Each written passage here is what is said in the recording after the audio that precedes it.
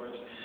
What are the conditions or expectations of that dual-track strategy? What's the end game to negotiate with the Taliban?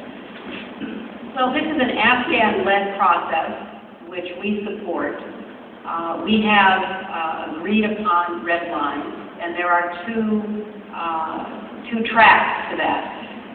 What is called reintegration and what is called reconciliation. And here's the difference.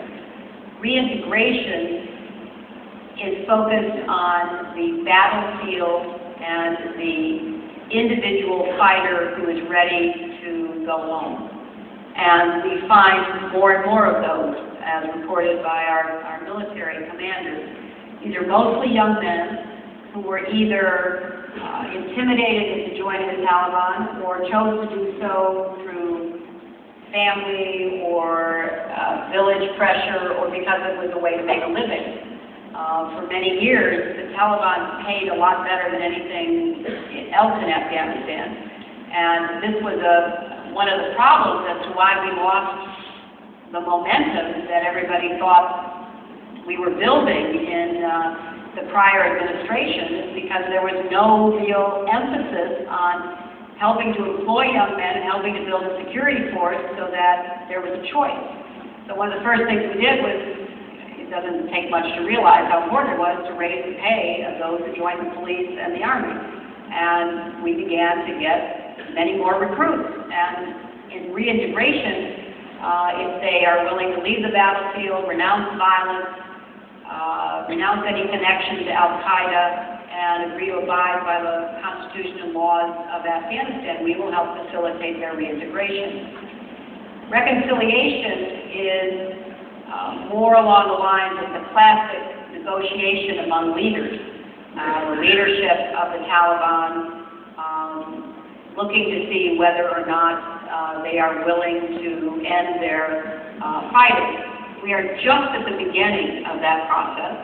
You may have seen where Afghanistan has established a peace council under former President Rabbani to lay down principles that will guide them in pursuing their discussions with representatives of the Taliban. We have the same red lines. They have to renounce violence, give up violence as a means for pursuing their goals. They have to renounce Al-Qaeda, because remember, President Bush, told the Taliban if they would turn over bin Laden, if they would renounce Al-Qaeda, the United States would not go after Afghanistan, and Mullah Omar would not.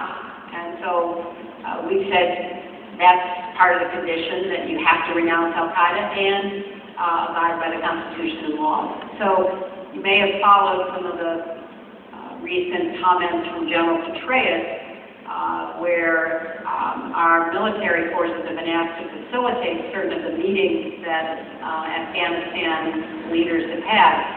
So we're just really testing the waters on this, and it is very challenging because many of the leaders live not in Afghanistan but in Pakistan. And many of the sanctuaries for the Taliban in Pakistan is where the planning and the organization and direction and the coordination with Al-Qaeda continue. So we have also, as part of the review that the President ordered back in January '09, we have engaged much more intensely with the Pakistani leadership, both the civilian government and the military leadership, and have made it very clear to them that we want a different relationship, but we expect their assistance in going after not just the Pakistani Taliban who threatened them, but the Afghan Taliban, the Haqqani network, and Al-Qaeda, which threaten us. Let's talk